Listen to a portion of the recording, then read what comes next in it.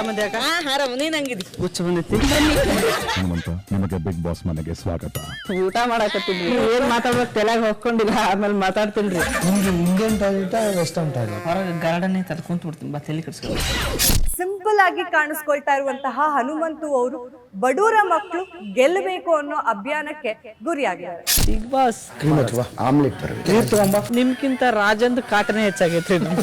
ಯಾರು ನನ್ನನ್ನು ಕಣ್ಣಲ್ಲಿ ಕಣ್ಣಿಟ್ಟು ನೋಡಂಗಿಲ್ಲ. ಮತ್ತೆ ಏನ್ ನೋಡು ಮಾತಾಡ್ಬೇಕು. ಈ ಸಲ ಬಿಗ್ ಬಾಸ್ ನ ಅವರೇ ಗೆಲ್ಲಬೇಕು ಹನುಮಂತುನೇ ಅನ್ನೋದು ಒಂದು ಸೋಷಿಯಲ್ ಮೀಡಿಯಾದಲ್ಲಿ ಸಂಚಲನ ಮೂಡಿಸ್ತಾ ಇದೆ.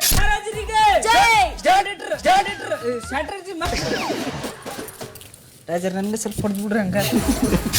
ಗ್ಯಾರಂಟಿ ಗ್ಯಾರಂಟಿ ಗ್ಯಾರಂಟಿ, ಇದು ಗ್ಯಾರಂಟಿ ನ್ಯೂಸ್. ಸುದ್ದಿ ಖಚಿತ, ನ್ಯಾಯ ನಿಶ್ಚಿತ. ನಾನು ಚಂದನ. ಬಿಗ್ ಬಾಸ್ ಸೀಸನ್ 11ರ ವೈಲ್ಡ್ ಕಾರ್ಡ್ ಸ್ಪರ್ಧಿಯಾಗಿರುವಂತಹ ಹನುಮಂತು ಎಲ್ಲರ ಮನೆ ಮಾತಾಗಿದ್ದಾರೆ. ಬಿಗ್ ಬಾಸ್ ಸೀಸನ್ 11ರಲ್ಲಿ ಅಷ್ಟೇ ಅಲ್ಲ, ಈ ಹಿಂದೆ ಹನುಮಂತು ಅವರು ಸರಿಗಮಪ 15 ಪಾರ್ಟಿಸಿಪೇಟ್ ಮಾಡಿದ್ರು. ಅಲ್ಲಿ ಎಲ್ಲರ ಮನೆ ಮಾತಾಗಿದ್ರು. ಮನಸ್ಸುಗಳನ್ನ ಗೆದ್ದಂತಹ ಹನುಮಂತು ಅವರು ಈಗ ಬಿಗ್ ಬಾಸ್ ಅನ್ನ ಗೆಲ್ಲಿ ಅನ್ನೋ ಅಭಿಯಾನಕ್ಕೆ ಗುರಿಯಾಗಿದ್ದಾರೆ. ಹೌದು, ಏನಪ್ಪಾ ಅಂದ್ರೆ ಬಿಗ್ ಬಾಸ್ ಅಲ್ಲಿ ಏನು ಸಿಂಪಲ್ ಆಗಿ ತುಂಬಾ ಮುಗ್ಧತೆಯಿಂದ, ಹಾಗೆ ಅವರು ತುಂಬಾ ಟೆನ್ಷನ್ ತಗೊಳ್ದೆ ಸ್ಟ್ರಾಟಜಿಗಳನ್ನ ಪ್ಲೇ ಮಾಡದೆ ಮನೆಯವರಲ್ಲಿ ಒಬ್ಬರಾಗಿ ಸಿಂಪಲ್ ಆಗಿ ಕಾಣಿಸ್ಕೊಳ್ತಾ ಇರುವಂತಹ ಹನುಮಂತು ಅವರು ಬಡೂರ ಮಕ್ಕಳು ಗೆಲ್ಲಬೇಕು ಅನ್ನೋ ಅಭಿಯಾನಕ್ಕೆ ಗುರಿಯಾಗಿದ್ದಾರೆ. ಬಿಗ್ ಬಾಸ್ ಮನೆಯಲ್ಲಿ ಏನೆಲ್ಲ ಸ್ಟ್ರಾಟಜಿಗಳನ್ನು ನೋಡ್ತಾ ಇದ್ದೀವಿ, ಗಲಾಟೆಗಳನ್ನು ನೋಡ್ತಾ ಇದ್ದೀವಿ, ಇದಕ್ಕೆ ಕಂಪ್ಲೀಟ್ ವಿರುದ್ಧವಾಗಿರೋದು ಹನುಮಂತು ಅವರು.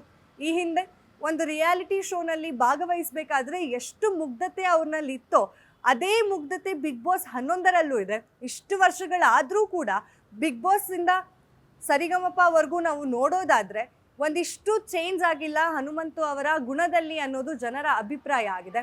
ಅವತ್ತು ಹೇಗಿದ್ರು ಇವತ್ತು ಹಾಗೆ ಇದ್ದಾರೆ.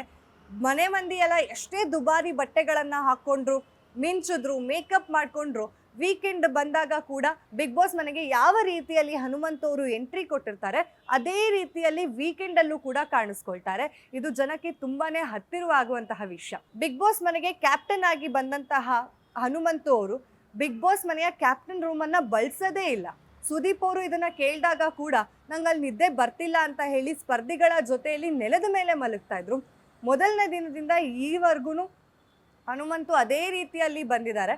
ಹೀಗಿರ್ಬೇಕಾದ್ರೆ ಜನಕ್ಕೆ ಇವರು ಒಬ್ಬ ಕುರಿಗಾಯಿ.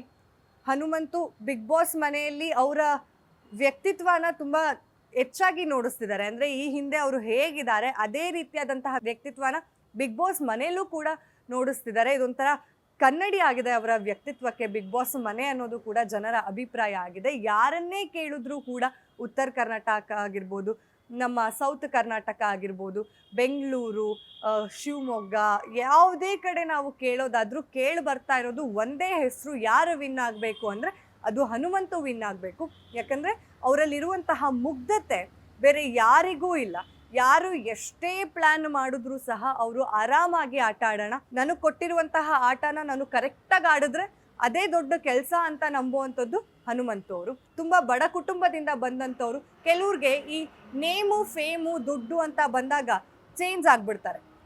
ರಿಯಾಲಿಟಿ ಶೋ ಇಂದ ಬಂದಿರೋರಾಗಿರ್ಬೋದು ಅಥವಾ ಸಾಮಾನ್ಯ ಜನರಾಗಿರ್ಬೋದು, ದುಡ್ಡನ್ನು ನೋಡಿದ್ಮೇಲೆ ಚೇಂಜ್ ಆಗ್ತಾರೆ.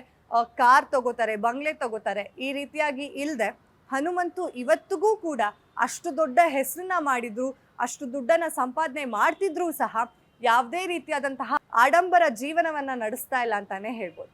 ಇದಕ್ಕೆ ಆಗಿ ಸೋಷಿಯಲ್ ಮೀಡಿಯಾದಲ್ಲಿ ಒಂದು ದೊಡ್ಡ ಅಭಿಯಾನ ಶುರು ಆಗ್ಬಿಟ್ಟಿದೆ. ಯಾರನ್ನೇ ಕೇಳಿದ್ರು ಸಹ ಹನುಮಂತು ಗೆಲ್ಲಿ, ಬಡೂರ್ ಮಕ್ಕಳು ಗೆಲ್ಲಿ ಅನ್ನೋದು ಎಲ್ಲರ ಬಾಯಲ್ಲಿ ಬರ್ತಿರುವಂತಹ ಮಾತುಗಳು. ಸೋಷಿಯಲ್ ಮೀಡಿಯಾದಲ್ಲಿ ಸಾಕಷ್ಟು ಜನ ಟ್ರಾಲ್ ಪೇಜಸ್ಗಳು, ಟ್ರಾಲರ್ಸ್ ಆಗಿರ್ಬೋದು ಅಥವಾ ನಾರ್ಮಲ್ ಜನ ಆಗಿರ್ಬೋದು, ಎಲ್ಲ ರೀತಿಯಾದಂತಹ ಹನುಮಂತು ವಿಡಿಯೋಗಳನ್ನು ಶೇರ್ ಮಾಡಿ ಇವರನ್ನ ಗೆಲ್ಸಿ ಅಂತ ಹೇಳಿ ಪ್ರಚಾರ ಕೂಡ ಮಾಡ್ತಾ ಇದ್ದಾರೆ. ಇದರಲ್ಲೇ ನಾವು ನೋಡ್ಬೋದು ಹನುಮಂತುಗೆ ಎಷ್ಟು ಜನರ ಬೆಂಬಲ ಇದೆ ಅನ್ನೋದು ಕೂಡ. ಹೀಗಾಗಿ ಬಿಗ್ ಬಾಸ್ ಮನೆಯ ಟಿಕೆಟ್ ಟು ಫಿನಾಲೆಯಲ್ಲಿ ಕೂಡ ಹನುಮಂತು ಅವರು ಗೆದ್ದಿದ್ದಾರೆ. ನೇರವಾಗಿ ಟಿಕೆಟನ್ನು ಪಡ್ಕೊಂಡು ಟಾಪ್ 5ಗೆ ಹೋಗಿದ್ದಾರೆ. ಹೀಗಿರ್ಬೇಕಾದ್ರೆ ಈ ರೇಸ್ನಲ್ಲಿ ತ್ರಿವಿಕ್ರಮ್ ಅವರು ಕೂಡ ಇದ್ದಾರೆ. ಹಾಗಾಗಿ ಹನುಮಂತು ಗೆಲ್ಲಬೇಕು ಅನ್ನೋದು ಎಲ್ಲರ ಕನಸಾಗಿದೆ. ಮುಂದೆ ಏನಾಗುತ್ತೆ ಫಿನಾಲೆಯಲ್ಲಿ ಅಂತ ನಾವು ಕಾದ್ ನೋಡಬೇಕಾಗಿದೆ. ಇದೇ ಹೊತ್ತಿನ ಸ್ಪೆಷಲ್ ಸ್ಟೋರಿ. ನೋಡ್ತಾ ಇರಿ ಗ್ಯಾರಂಟಿ ನ್ಯೂಸ್. ಸುದ್ದಿ ಖಚಿತ, ನ್ಯಾಯ ನಿಶ್ಚಿತ.